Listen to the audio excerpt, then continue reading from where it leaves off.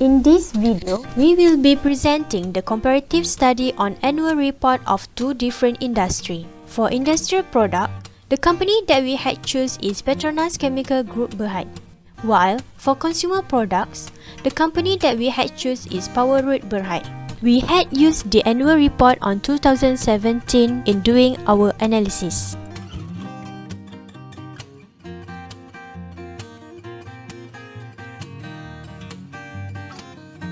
My name is Alia Syazana. Hi, my name is Firhanie. Hello, I am Ilham Amira. Hi, my name is Najiha. Let's start with business and economic literature review on the industry. Okay, now we will explain about Petronas Chemical Group Berhad. Petronas Chemicals Group Berhad has been a global economic recovery that indicated good prospect as its business was very much driven by increasing consumer demand, especially in the Asian region. The existing plant that they will have will provide a lot more opportunity to growth in the area of chemical, derivative and specialty chemicals. Going forward, Petronas Chemical Berhad was set to stay at the forefront of the industry with the ability, resilience and determination to overcome challenges. Petronas Chemical are the largest producer of selected chemical products. They are fully integrated producer with the gas feedstock advantage that enable them to compete against globally. Petronas Chemical Group is led by an experienced leadership team that they have all over the years, which resulted in financial performance. Based on my review into Powerroot Berhad, it produces consumer products which are bought for consumption by the consumers. Powerroot emphasizes on product research and development in order to produce high quality drinks for consumers. The company has invested the amount of money in setting up its own development center with the best facilities. The Powerroot product is based on coffee flavored and well known in Middle East and North Africa. Powerroot starts to build its own production with initial capacity of 100,000 cartons per month and is planned to expand its product to United Arab Emirates, and this is the second facilities they will own globally after the one in Johor. Powerroot also plan to launch more new products and to launch several drinks in the year ahead. Today, Powerroot is the medium capitalized company with market capitalization of 773.6 million. The analysts believe that the company can expand and surpassing the 1 billion target in medium term. Now, I will proceed on the study of the background of companies. For Petronas Chemical Group Berhad, it is an integrated leading chemical producer in Malaysia and one of the largest in Southeast Asia. They operate a number of world-class production sites. They also involve in manufacturing, marketing and selling a diversified range of chemical products. As you all know, Petronas Chemical Group Berhad is also listed in main market of Bursa Malaysia and with 3 decades of experience in chemical industry. For the background of Powerroot Berhad, it was formed on 23 July 1999. It is a leading company to develop and promote two main ingredients, which are Tongkat Ali and Kacik Fatimah. These herbs are indigenous to Malaysia. Powerroot has invested heavily in research and development of these traditional herbs to create its own brand of products, which are Ali Cafe, Pearl Cafe, Oligo, Ali Tea, and Honey Dates. For the first MFRS, which is MFRS 15, the revenue from the contract of the customer, in our analysis, both of the company, Petronas Chemical Group Berhad and the Powerroot Group Berhad, had not implementing the MFRS 15. MFRS 15 specifies that the revenue will be recognized when the control of the goods and services is transferred from the customer, moving from the transfers of risk and reward. Both of the company, which is Petronas Chemical Group Berhad and the Powerroot Group Berhad, has made their assessment that the adoption of MFRS 15 does not have any significant impacts on their consolidated financial statement. Next, we will move on to the MFRS2, which is a share-based payment. For the Petronas Chemical Group Berhad, they will only adopting the MFRS2 starting on 1st January 2018 onward. It is because the MASB has pronounced its implementations of the MFRS2 that are not effective yet in 2017. While for the Power Group Berhad, there are no specific disclosure on MFRS2 share-based payment, but they disclose the share-based payment transaction in the employee benefit section. The transaction is in line with the standard. For example, it was stated in their annual statement that the grant date of fair value of the share-based payment that are granted to the employee is recognized as an employee expenses, with the corresponding increase in equity over the period in which the employee unconditionally entitled for the award. Now, I will proceed on MFRS 119 on employee benefit. Under Petronas Chemical Group Berhad, it consists of two, which are short-term employee benefit and defined contribution plans. For short-term employee benefit, it includes the salaries and wages, bonuses, and also social security contribution, and this will be recognized as an expense in the financial report. Okay, for defined contribution plans, they make contribution to the state pension scheme and also the EPF, Employee Provident Fund, and this will be recognized as an expense in the profit or loss of the financial report. For Power Berhad, it consists of two, which are short-term employee benefit and also state plans. For short-term employee benefit, it consists of salaries, annual bonuses, and paid annual leave and sick leave. This will be measured on an undiscounted basis and an expense as the related service is provided. A liability is recognized for the amount expected to be paid under short-term cash bonus or profit-sharing plans. Next, for state plans, the group contribution statutory pension funds are charged to profit or loss in the financial year. The prepaid reduction are recognized as an asset to the extent that a cash refund or a reduction in future payment is available. Now, I will proceed on MFRS 126 on accounting and reporting by retirement scheme plans. For Petronas Chemical Group Berhad, as requested by law, they need to make contribution to the pension scheme plans, the EPF or Employee Provident Fund. For Power Group Berhad, the company does not disclose any retirement plans under MFRS 126 in their annual report on 2017. Moving forward to MFRS 7 Financial Instrument Disclosure. From both company, Petronas and Power, we had identified two types of disclosure that has been disclosed by the company, which are first, the statement of comprehensive income and the financial risk management. Under the statement of comprehensive income, there is no information disclosed by Petronas regarding the financial instrument, whereas for Power Berhad, the amount of financial asset of the financial instrument has been presented in the statement of other comprehensive income, which is deducted from the amount available for sale, and then the balance was transferred to the statement of changes in equity.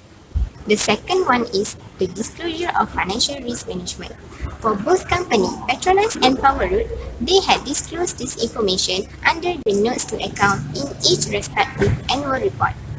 For both company, this disclosure only qualify under the qualitative disclosure and no information stated about the quantitative disclosure in their annual report.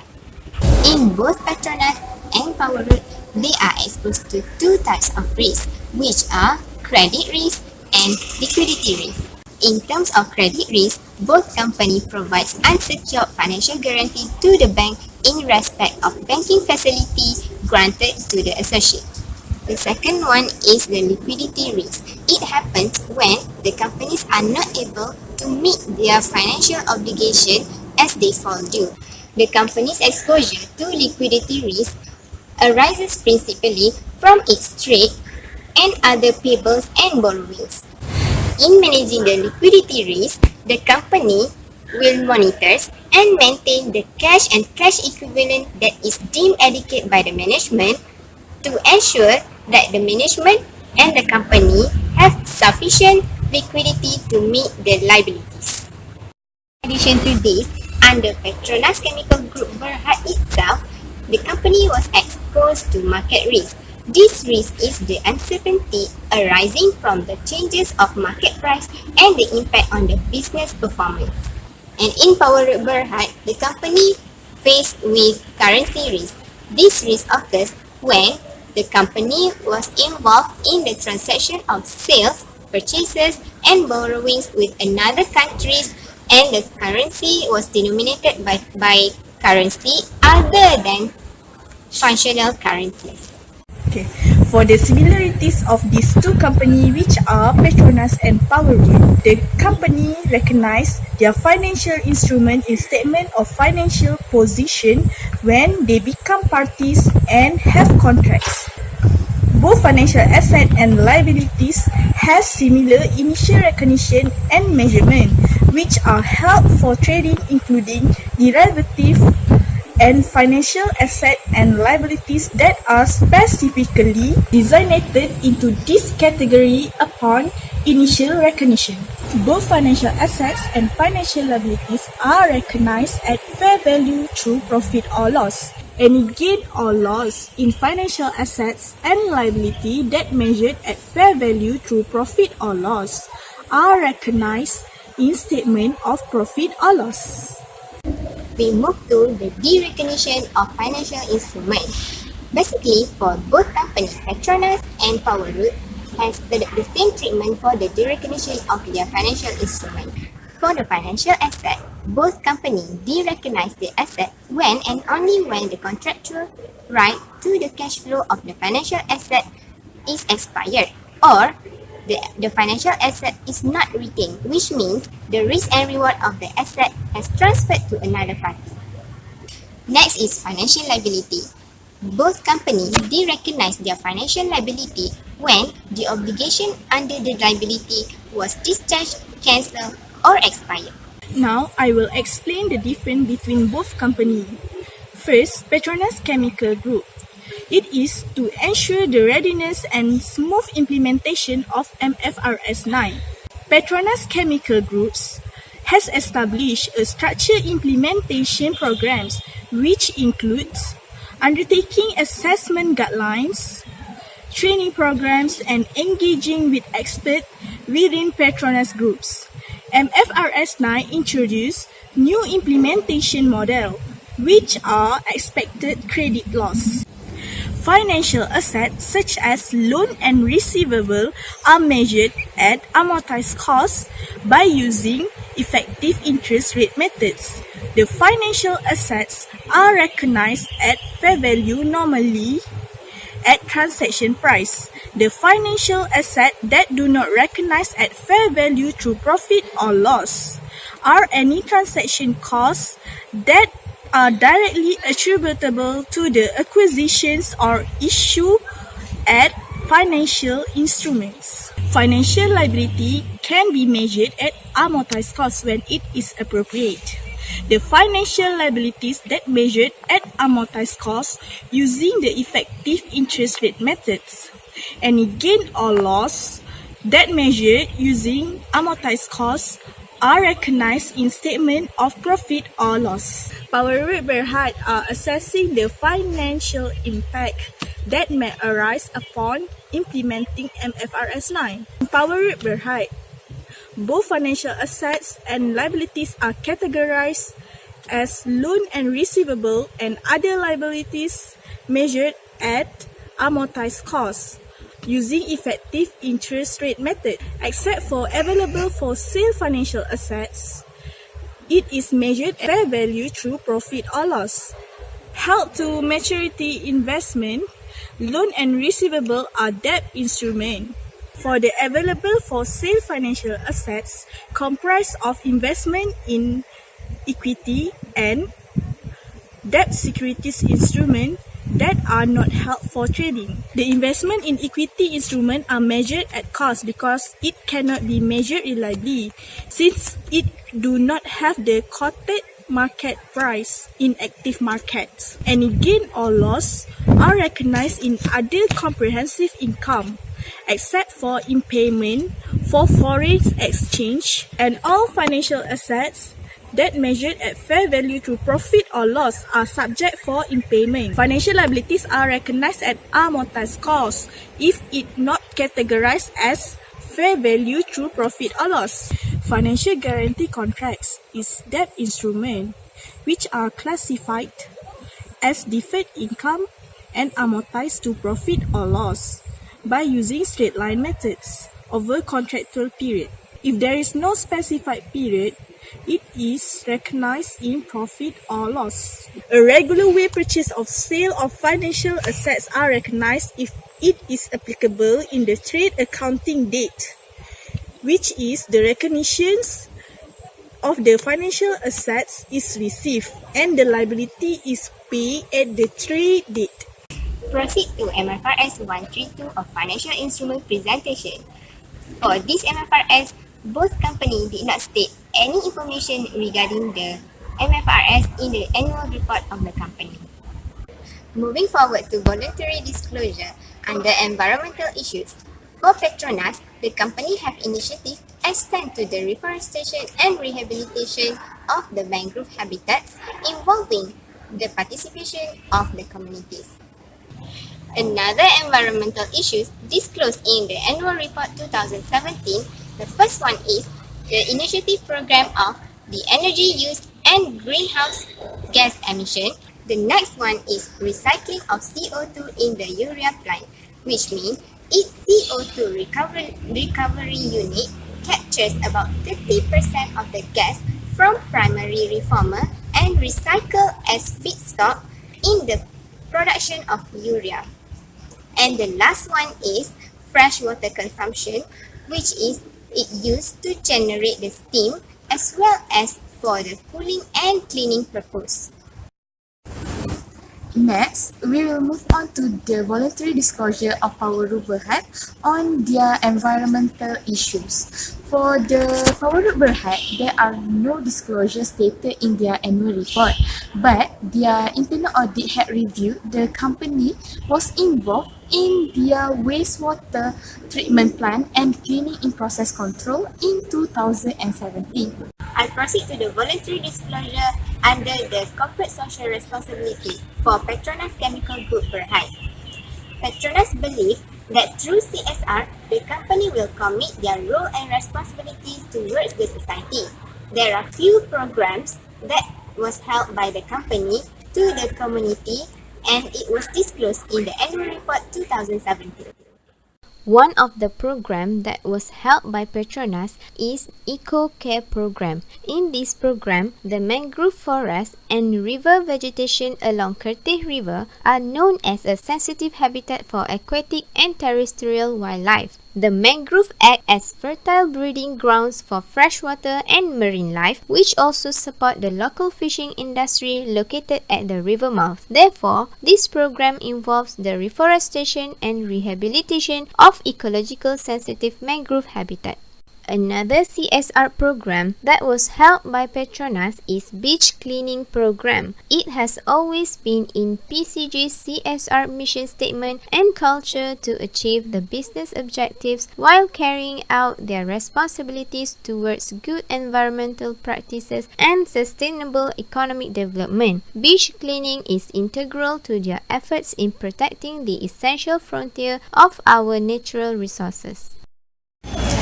For the corporate social responsibility of Power Berhad, the company had disclosed all of their CSR activities in their annual report. Throughout the year 2017, the company had continued in their corporate social responsibility based on their corporate philosophy, where the company wants to promote the social and economic betterment for the local communities. One of the CSR activities that are disclosed by the Power Berhad is Extra Power CSR Flood Program on January 2017. They took the task by helping the flood victims in Rantau Panjang and Kuala Krai, Kelantan by assisting the community in the cleanup of their affected homes.